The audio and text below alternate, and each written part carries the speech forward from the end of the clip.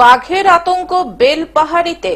জঙ্গলমহলের বেলপাহাড়ির প্রত্যন্ত জঙ্গলে ফের বাঘের আতঙ্ক। নতুন করে পায়ের ছাপ মেলায় তৈরি হয়েছে ধোঁয়াশা।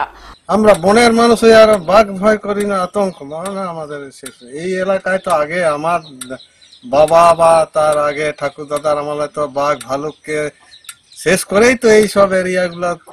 বন দপ্তরের পক্ষ থেকে এলাকা জুড়ে সংগ্রহ করা হচ্ছে পায়ের ছাপের নমুনা। এরাও পায়ের ছাপ যেটা ফিঙ্গার সেটা দিয়েছিল, শুকনো হয়ে গেছে, এটা উঠায় নিয়ে গেছে।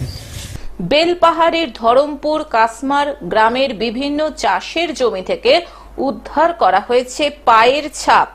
পায়ের ছাপ মিলতেই বন দপ্তরের পক্ষ থেকে ওই এলাকায় প্লাস্টার অফ প্যারিসের মাধ্যমে বাঘের পায়ের ছাপের নমুনা সংগ্রহ করা হয়। ছিল ওখানে জামাই দেখেছিল আলু চাষের। আপনার জমিতে কি এই বাঘের পায়ের ছাপ ছিল? হ্যাঁ, আমার জমিতে। গ্রামের বাসিন্দারা জানান, বাঘ আর মানুষ কখনোই এক জায়গায় থাকতে পারে না। বন দপ্তরের পক্ষ থেকে এলাকায় দেওয়া হয়নি কোনো নিরাপত্তা, এমনই অভিযোগ তুলেছেন স্থানীয়রা।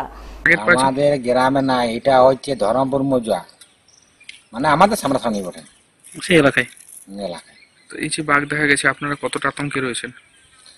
বাঘের তো ব্যাপার তো জানো, মানে একটু ভয় বটে। বাঘকে তো আর কিছুতেই কিছু করা যাবে না। আর ফরেস্ট ডিপার্টমেন্টে যারা আছে ওরা তো কিছু ছবিও করতে দিয়েছে নাই, প্লাস ওই মানে কিছু নাই।